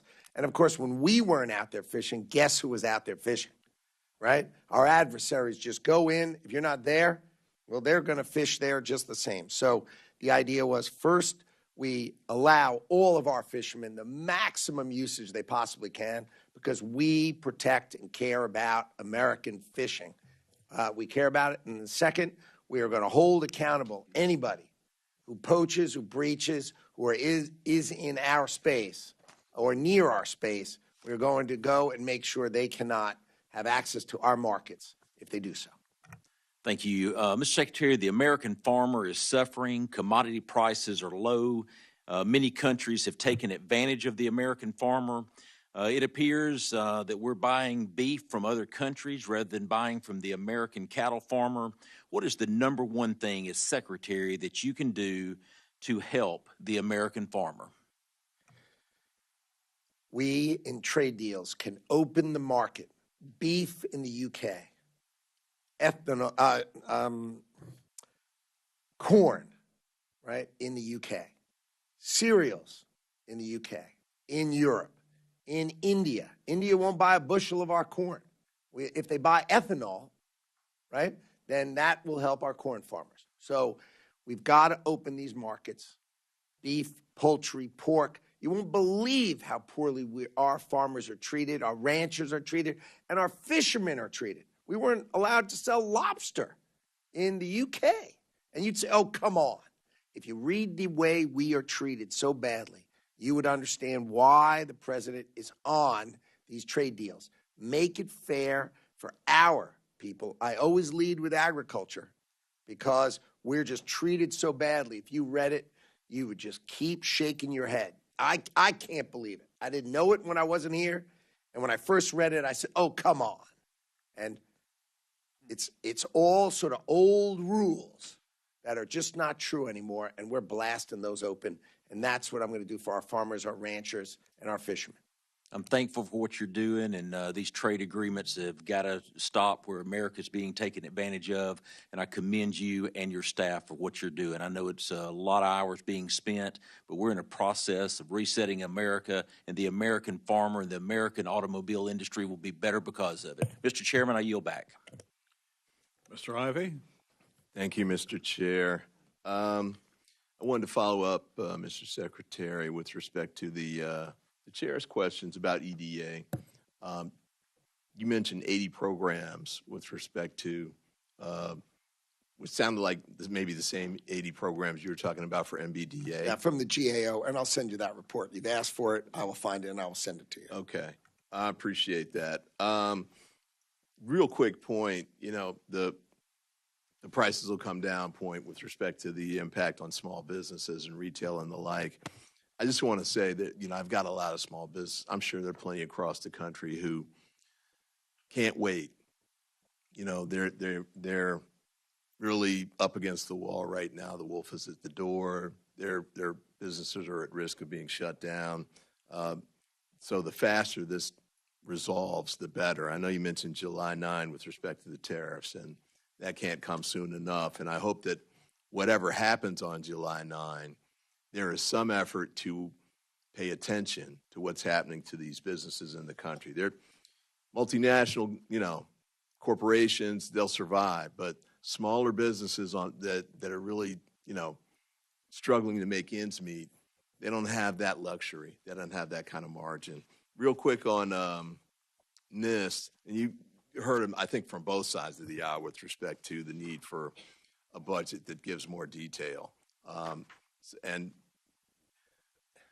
actually, I just saw you testified. I think you said you're reviewing all 5,700 contracts that, I don't think it was FEMA, but it was NOAA. And you said you're reviewing all of them. And so someone who's going to... All above $100,000. Yeah, okay. Someone who pays that level of attention to detail when you were a CEO, I'm sure that you demanded something better than the skinny budget when you were making corporate decisions for your business. You had to. And I know that when you go through these contracts in the way that you are, that's the attention to detail that we want to actually provide in our roles here in Congress and in functioning and carrying out our aspect of the appropriations process. So please give us that level of information so we can do our job carefully and closely too.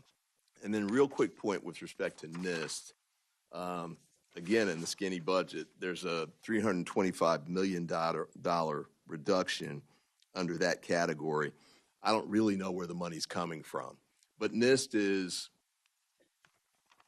a critical agency, as you know, with respect to cyber and quantum and the like. You got a letter from, I guess, in concern about this, Software and Information Industry Association, CCIA, ITIF, Center for Data Innovation, a bunch of private industry leaders, TechNet, raising questions about where these cuts are going to come from and what's being done with them. The work done at NIST is not just a matter of maintaining technical excellence. It's a direct investment in ensuring that American industry continues to set the global benchmark for innovation. And we emphasize that NIST work represents a high-value investment that directly contributes to U.S. economic growth, competitiveness, and technological leadership. We caution that downsizing NIST or eliminating these initiatives will have ramifications for the ability of the American AI industry to continue to lead globally. So I share those concerns. I'd like to add to the record this article, Eric Geller, NIST loses key cyber experts and standards and research. For the record, NIST is playing a critical role in our competition with respect to AI for quantum across the board. I don't know what cuts you're talking about making with respect to them because of the level of or lack of detail with respect to the budget. But please be careful in the cuts that you make here. I don't know that any of them are justified necessarily. I can't really tell. But cutting this at this time, and that chart I tried to show you that you couldn't see, the quantum competition, we need all hands on deck. This is a critical time for the United States right now. Making cuts to those industries or to those aspects of the government, they're such key players with respect to the industries. This couldn't be a worse time to do it. So I appreciate your leadership on this and hope that you will continue to make sure that the United States can take a leadership role in these industries. We are not cutting in quantum. We are not cutting in AI, but there are old programs that need to be re-examined, and that money can be used better. And the last thing I would say is we keep talking about small businesses. 90% of our businesses are American businesses, and we keep talking about 10% that import. If you build in America, you're being protected by the tariffs. It's good for small business in America that build in America. 90% of them build in America. Not all businesses build in America, as you just heard from 90%. Time of the gentleman has expired. Mrs. Dean. Thank you, Mr. Chairman.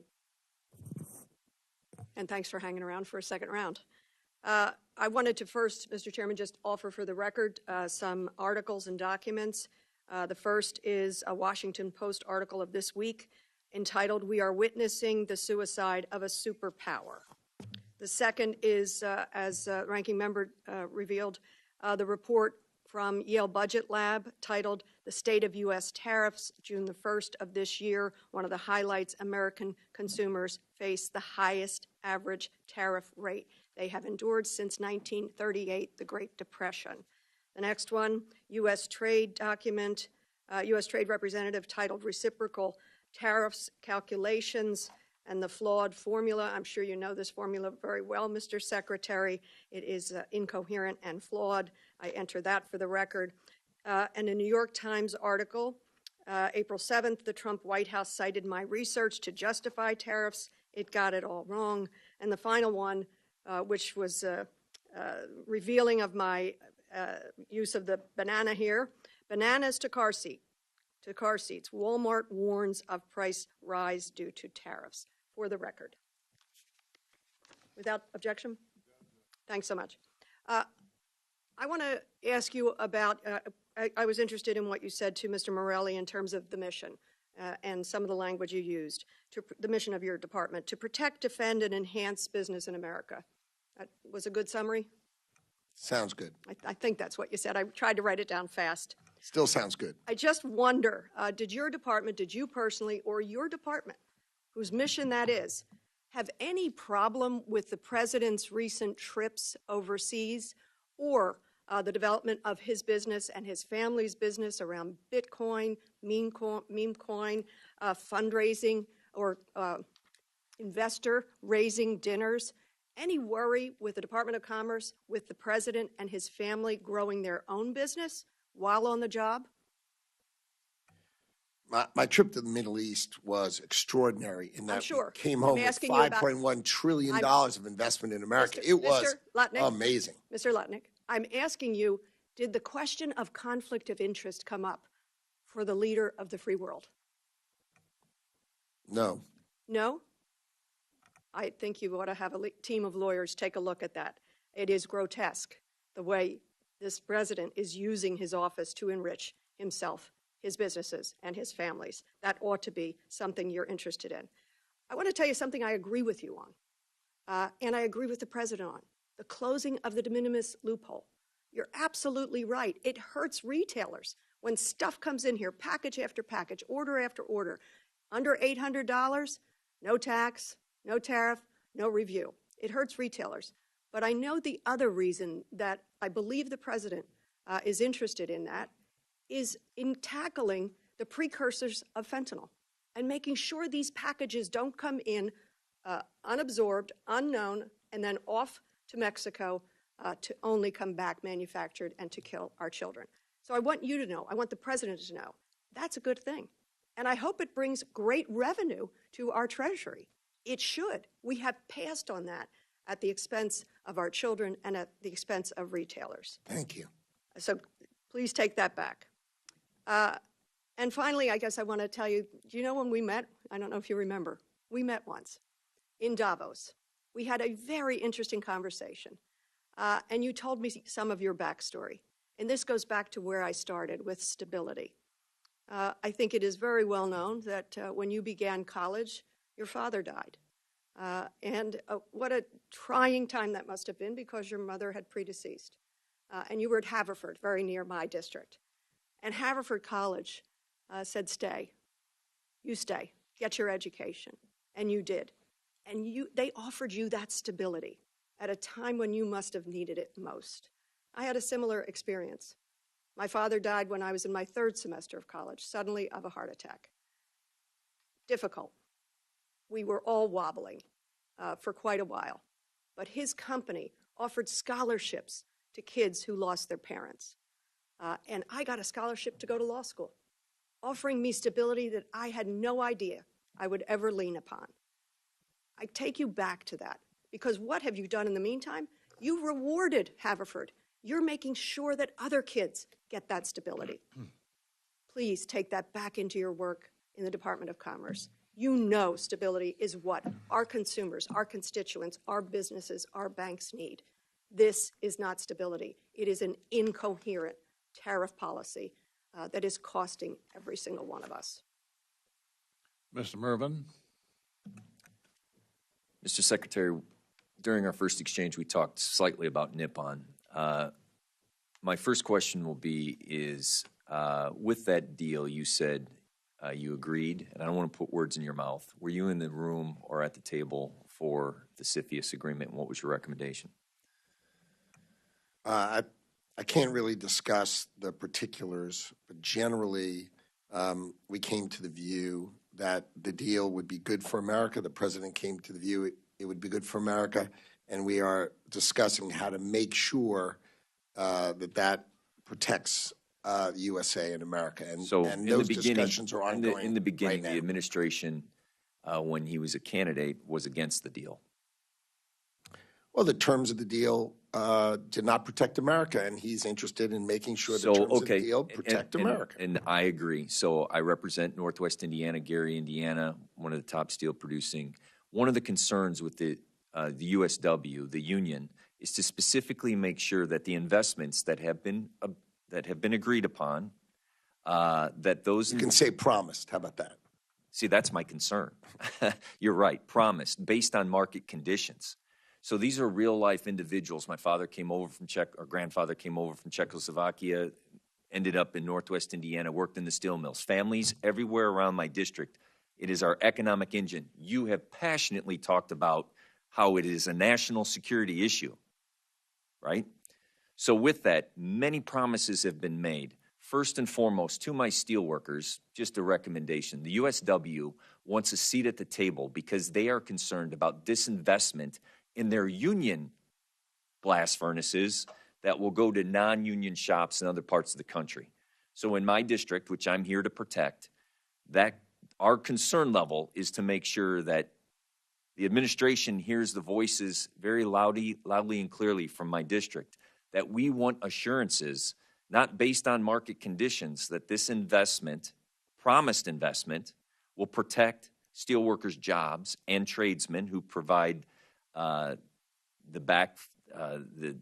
maintenance on those blast furnaces. So what are you going to do specifically, not broad strokes of what's going to happen, specifically what are you going to do to protect those jobs in my district? I agree with you. My understanding is the president agrees with you, and I think the end result of the transaction with Nippon will agree with you. What are some of the specifics, or can I get a commitment from you that the USW union representation leadership will have a seat at the table to protect their interests in U.S. Steel?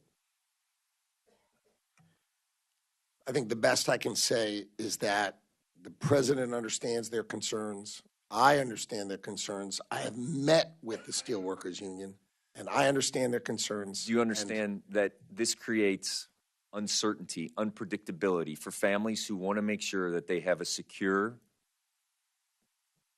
income, health care, secure pension, that uncertainty causes great disbelief in what is going on? And specifically, what are you going to do to protect those jobs? I understand you agree with me. We agree that a $14 billion investment on top of a regular $14 billion investment, that's pretty good. But what are you specifically going to do to protect those steelworkers' jobs? The President of the United States flew to Pittsburgh and saw the press conference. I've got a minute. What are you specifically going to do? I saw the press conference. I saw it. I saw the rally. Specifically, what are you going to do? The President of the United States will direct what he wants to do, and I will assist him in doing so. He knows the Steelworkers Union concerns, and I think they will be very happy with the outcome. Okay, so time is of the essence. They want a seat at the table so that there's not disinvestment in my community and investment in other parts of the community which would have cheaper labor. I want to make sure that I articulate that to you. Then ultimately, I also want to ask about with the Nippon deal. If there is reshoring manufacturing and there's a 50% tariff around the world on steel, correct? Nippon now is an investor in U.S. Steel. Please tell me if they are going to be able to circumvent that 50% tariff and ship steel. No.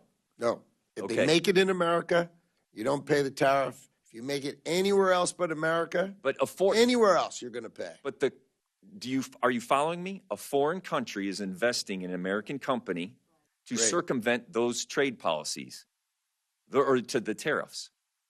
If you hire Americans and you build it here, you don't pay the tariff. Okay. So if a foreigner builds, good for them. Okay. But in America, with Americans. Know that, I just want to close in saying, know that I agree a $14 billion investment in the infrastructure of our steel industry is a good thing. But understand how vitally, gravely important it is to the steelworkers, to my community, to my economic development or my economic engine. Time of the gentleman. You stand up for those jobs. Thank you, Chairman. Mr. Secretary, you have been so generous with your time. I'm sorry that we went over what we had intended time-wise, but it was worth it from our point of view. We look forward to working with you to be sure that you're a success, and we're very impressed with your exuberance in the work that you're upon now. So good luck to you. We wish you well, and we want to stay in touch with you to try to help to be sure everything works out, number one. So that concludes today's hearing. We want to thank our witness, Secretary Lutnick, for being here and sharing with us his plans for the future. Without objection, members may have 7 days to submit additional questions for the record. The subcommittee stands in adjournment.